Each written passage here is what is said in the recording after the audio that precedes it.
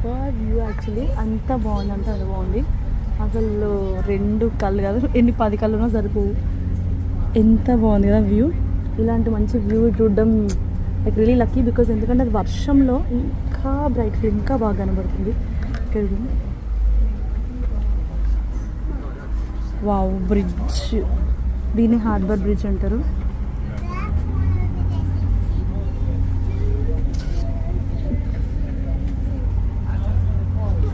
ఇలా వచ్చేసింది రొటేటింగ్.